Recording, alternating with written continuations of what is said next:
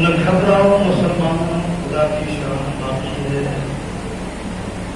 نہ گھبراؤ مسلمانوں، خدا کی شان باقی ہے، ابھی اسلام زندہ ہے، ابھی قرآن باقی ہے، ابھی اسلام زندہ ہے، ابھی قرآن باقی ہے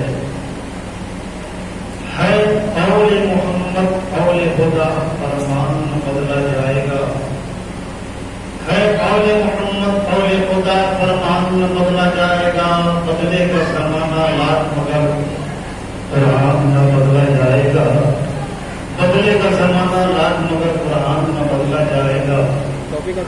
سیرت سرور کونین سمجھنے کے لیے، سیرت سرور کونین سمجھنے کے لیے تم کو قرآن مقدس کو سمجھنا ہوگا، تم کو قرآن مقدس کو سمجھنا ہوگا۔ درود پاک کر لیجیے، اللہم صلی علی سیدنا و شفیعنا مولانا محمد مبارک وسلم کما کتب وترضى بنا صلی علیہ، صلاۃ و سلام علیک یا رسول اللہ، صلاۃ و سلام علیک یا حبیب اللہ۔ گزشتہ جمعہ میں نے جو گفتگو کی دل میں ملت اسلامیہ کے تحت ایک چبھتا ہوا درد تھا، جس کا میں نے اظہار کیا تھا، اور شاید میں نے سمجھا تھا کہ جب یہ درد بانٹوں گا بہتوں کے دل میں درد اٹھے، لیکن جب یہ بات کوئی پرکریا سامنے نہیں آئی، تھوڑی آبادی میں صرف ایک مخلص بھائی آئے جنہوں نے اپنے درد کا اظہار کیا۔ اس درد کی اظہار کرنے کا مقصد صرف یہ تھا کہ اگر آپ لوگوں میں بھی وہ درد اگر اٹھے گا تو اپنا پرپوزل میں سامنے رکھوں گا کہ اس کے بعد کرنا کیا ہے، لیکن ایسا کوئی معاملہ کوئی پرکریا سامنے نہیں ہے۔ اللہ تعالیٰ آپ لوگوں کو اتنا سکون کے ساتھ زندگی گزارنے کی توفیق عنایت فرمائے۔ آگے بڑھا، میں نے کہا کہ مشہور آیت کریمہ کی تلاوت میں شرمات نے کیا ہے، اللہ تبارک و تعالیٰ ارشاد فرماتا ہے وَنُنَزِّلُ مِنَ الْقُرْآنِ مَا هُوَ شِفَاءٌ وَرَحْمَةٌ لِّلْمُؤْمِنِينَ، اور ہم نے قرآن کو مومنین کے لیے شفائے رحمت بنا کے اتارا۔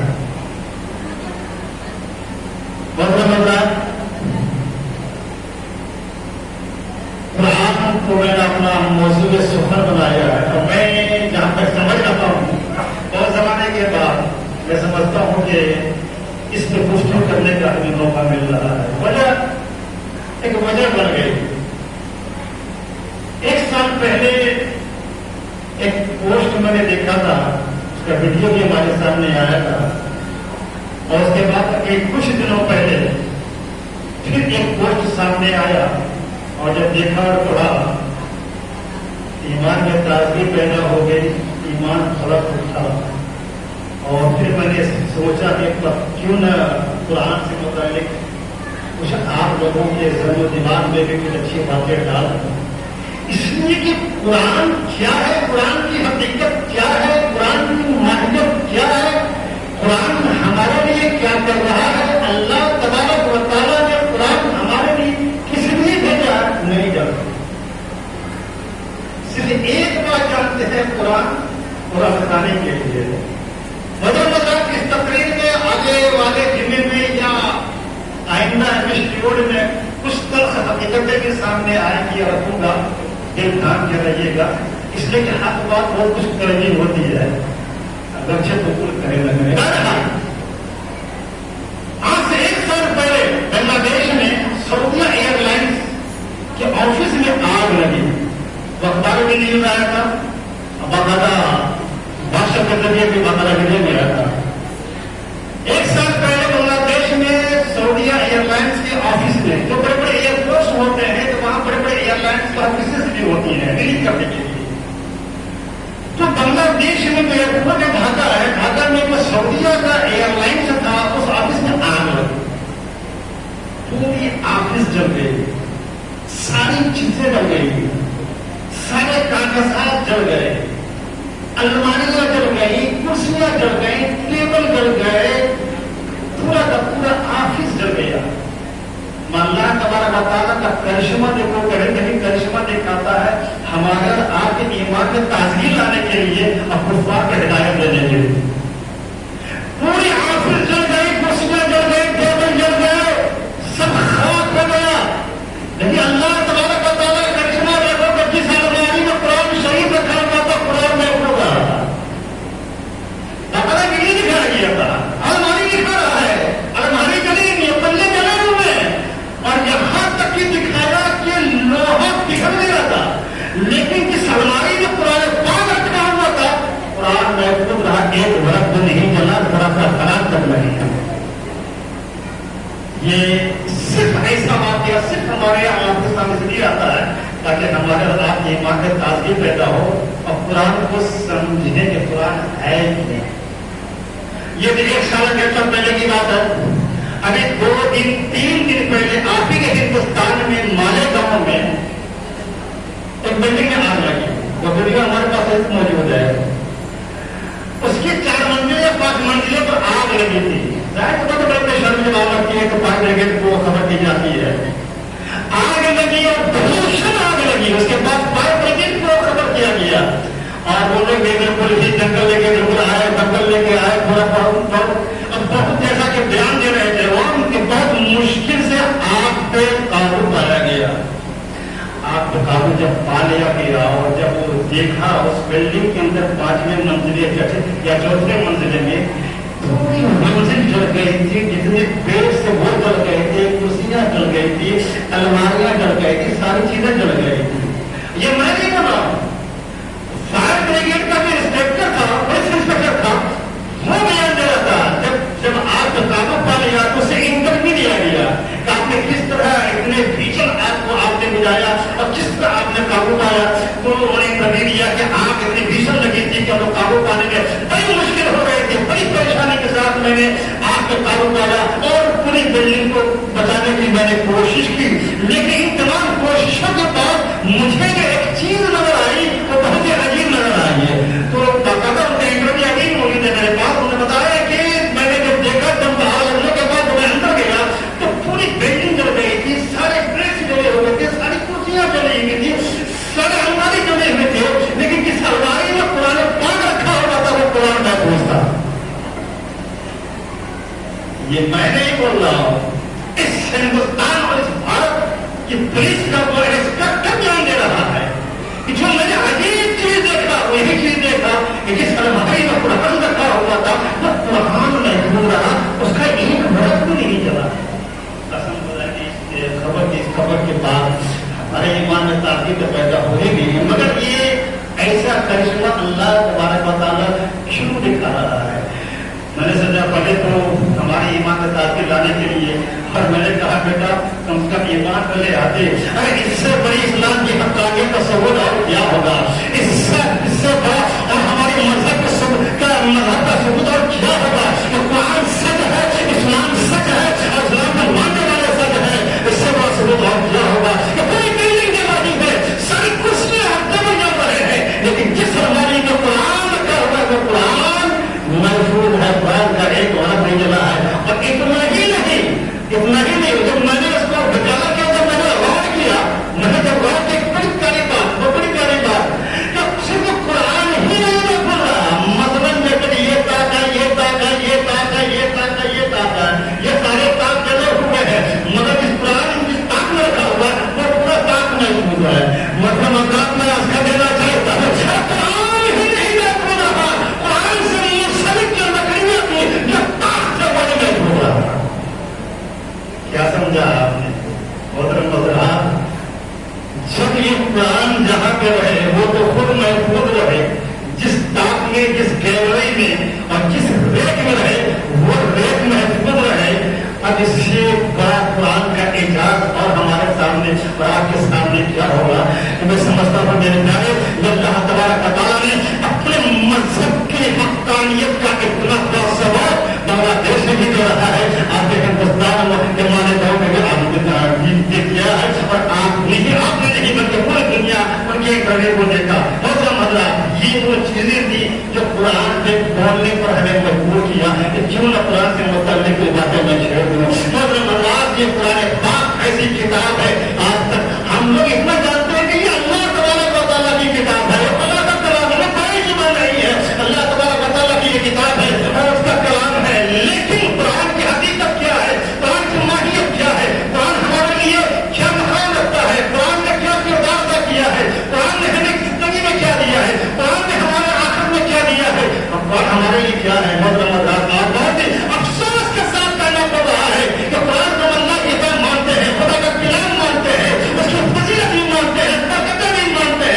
मगर कुरान का इस्तेमाल सिर्फ कुरान खाने के लिए रखता है।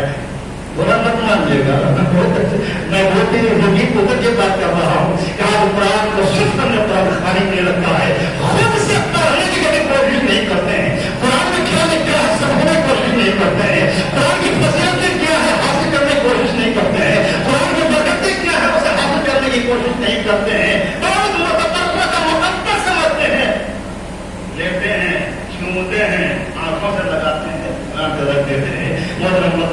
आप आइए जरा सा देखिए, ये तकरीर आपके एकाध वर्षने में नहीं होगी, इंशाअल्लाह ताला पूरा फुल एक स्टूडियो में चलेगा और उधर फातिमा चलेगा।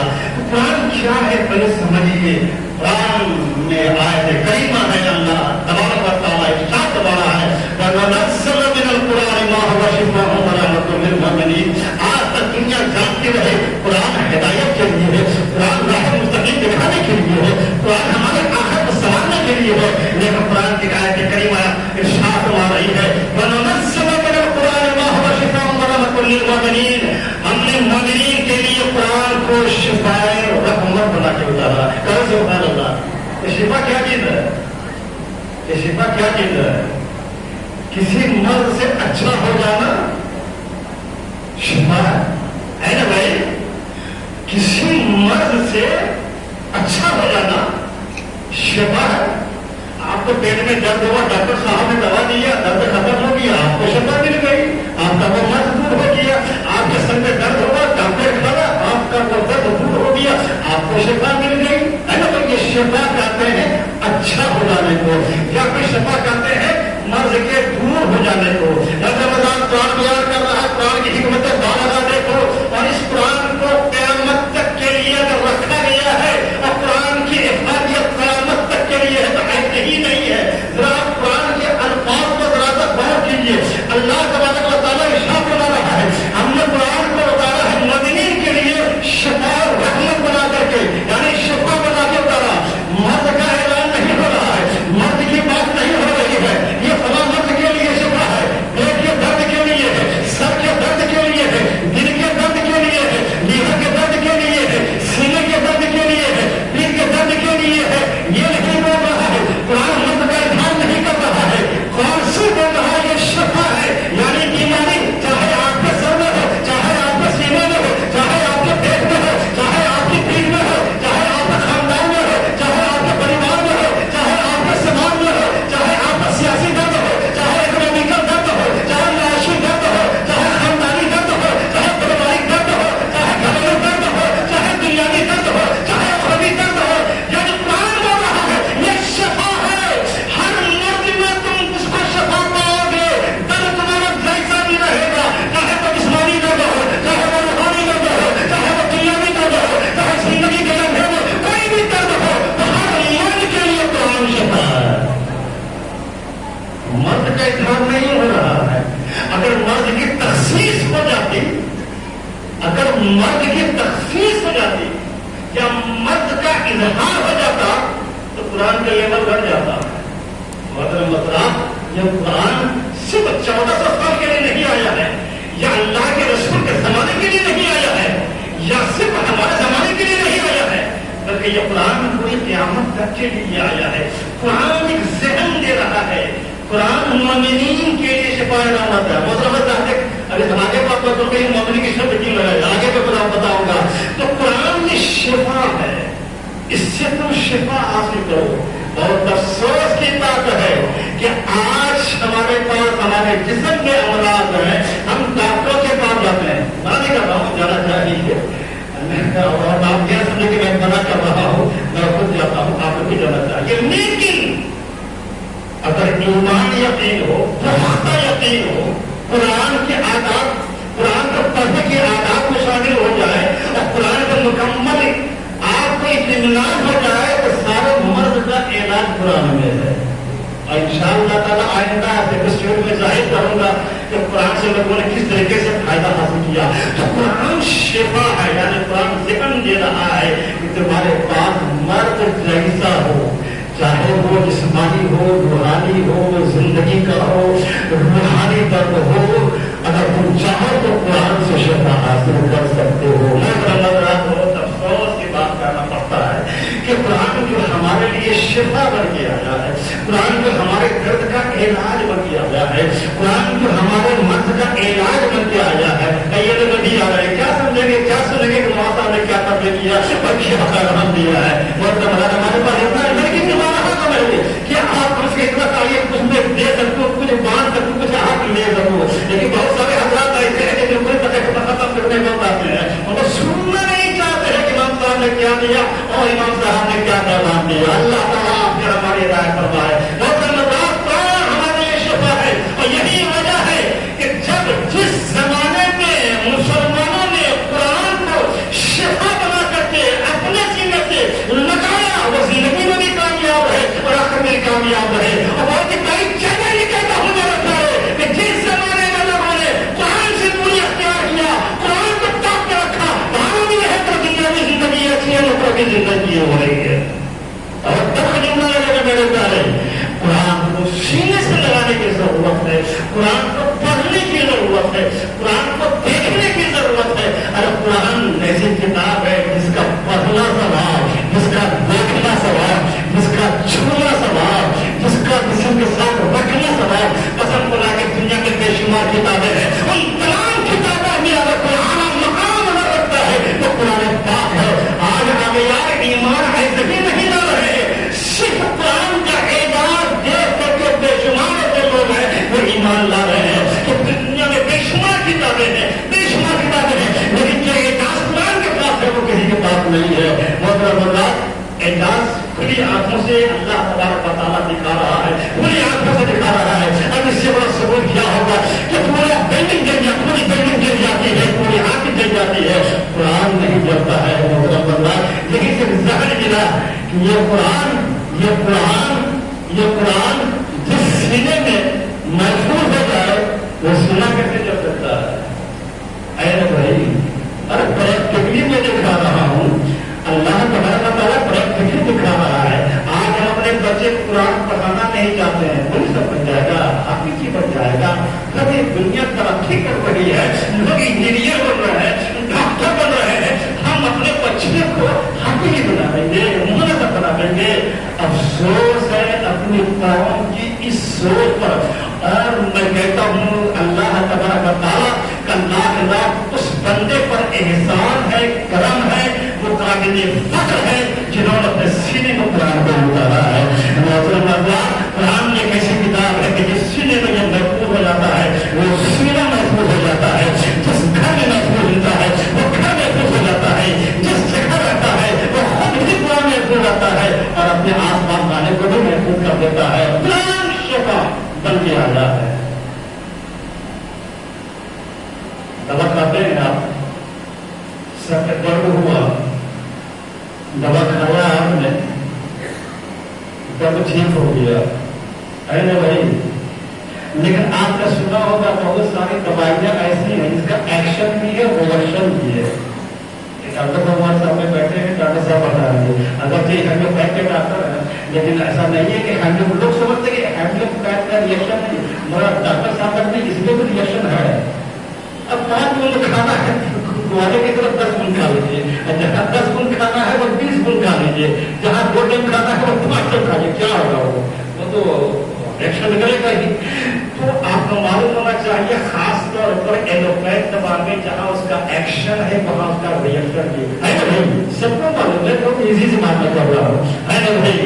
یعنی یہ دوا شفا دیتی ہے، یہ دوا فائدہ دیتی ہے، یہ دوا کام کرتی ہے، یہ دوا مرض کو دور کرتی ہے، مگر محدود کوانٹٹی کے کھانے کے بعد۔ جتنا ڈاکٹر نے بتایا اتنا ہی کھائیے گا، اور جس ٹائم میں بتایا اسی ٹائم میں کھائیے گا، تبھی یہ دوا کام کرے گی۔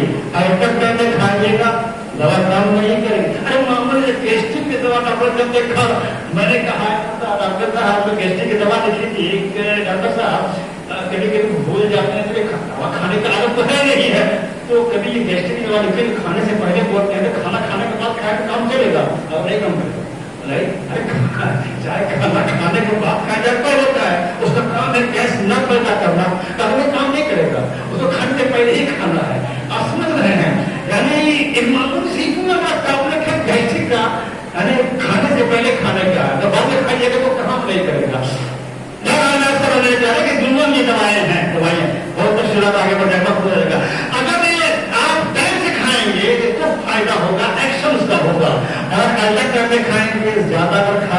کیا ہوگا؟ ری ایکشن. ری ایکشن کا مطلب یہ ہے کہ فائدہ کرنے کے بجائے پھر الٹا جو ہے آپ کا کڈنی ڈیمیج کرے گا, آپ کا پھیپڑا ڈیمیج کرے گا, آپ کا لیور ڈیمیج کرے گا, اور کیا کیا کرے گا پتا نہیں نا. یہ جینے کی دوائیں ہیں. قسم خدا کے قرآن کے لفظ کے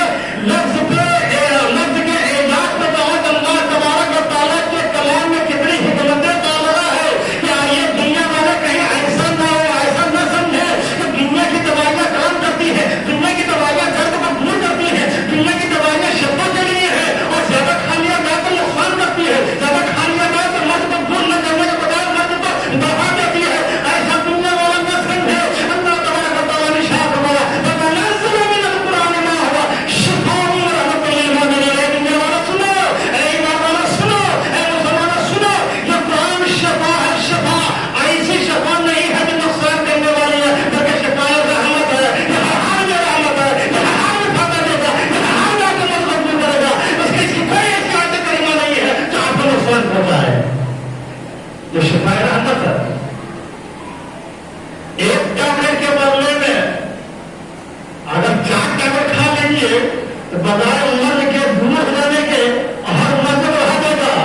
یہ قرآن کا اعجاز ہے. ایک دوا کے بدلے میں 4 دوا کر لو تو اور شفا کی شفا میں تو ضرور جائے گی. یہ قرآن کا اعجاز ہے. ایک آیت کے بدلے 4 آیت پڑھو, 4 آیت کے بجائے 8 آیت پڑھو, ایک بارہ کے بجائے 2 آیت پڑھو, ایک دن کے بجائے 2 دن پڑھو, 2 دن کے بجائے جتنا پڑھو گے اپنی شفا رحمت ملتی چلی جائے گی.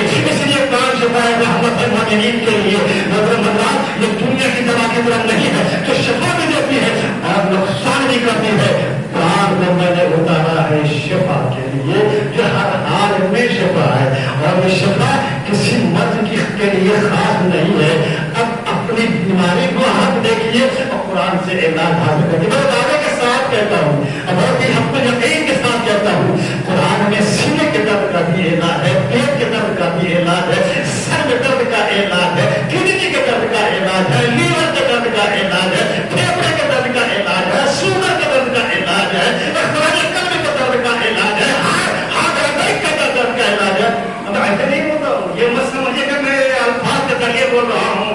انشاءاللہ تو کئی موقع ملے گا تو میں سب بتاؤں گا کہ کس کس آیت کریمہ کے ذریعے کس کس کا علاج ہے. میرا مطلب اب کیا چاہیے, آپ ڈاکٹر کے پاس جاتے ہیں, فیس دیتے ہیں, اور اس کے بعد دیکھنا, اس کے بعد ٹیسٹنگ ہوتی ہے. فائدہ کرے نہ کرے وہ تو بات کی بات ہے, مگر اللہ تبارک و تعالیٰ نے ہمارے لیے قرآن اتارا ہے, ایسی شفا بنا کے اتارا ہے کہ آپ حاصل کر سکتے ہیں. ہاں, وہ شفا ملے گی, پڑھنے والے کو زبان ہونی چاہیے. شفا ملے گی پڑھنے کے لیے وہ زبان ہونی چاہیے, وہ دل ہونا چاہیے. رات دن فلم دیکھتے دیکھتے گانا گانا گاتے گاتے چاہیے کہ ایک آیت پڑھ کے ہمارا کم ہو جائے. ایسا نہیں ہوتا ہے. پڑھنے کے لیے وہ زبان چاہیے. اگر زبان پاکیزہ ہو, زبان مطہر ہو, زبان پڑھنا اچھی ہو, زبان ہی نہیں بلکہ عادات اچھے ہو, آپ کی زندگی اچھی ہو, اللہ کے ذکر و زندگی گزرتی ہو, قرآن کی ایک ایک آیت میں تاثیر ہے اور بے شمار واقعات ہیں. قرآن پاک کتنے انداز کو بزرگوں نے شفا دے دیا ہے. بہرحال انشاءاللہ اللہ چاہتے ہیں یہ آپ سمجھنا چاہتے ہیں شفا کیسی شفا ہے اور شفا کا عالم کیا ہے, قرآن کی حقیقت کیا ہے, ماہیت کیا ہے, قرآن کتنا پڑھنا چاہیے, کیسے پڑھنا چاہیے, کب پڑھنا چاہیے, قرآن پڑھ کے ہمیں کیا ملے گا. انشاءاللہ تعالیٰ آتے رہیے گا, انشاءاللہ قرآن سے بات کرواتے رہیں گے. اللہ تبارک و تعالیٰ نے ہمارے پاس ہمیں بہترین دولت سے نوازا ہے, بہترین نعمت سے نوازا ہے. اللہ تبارک و تعالیٰ ہمیں قرآن پڑھنے کی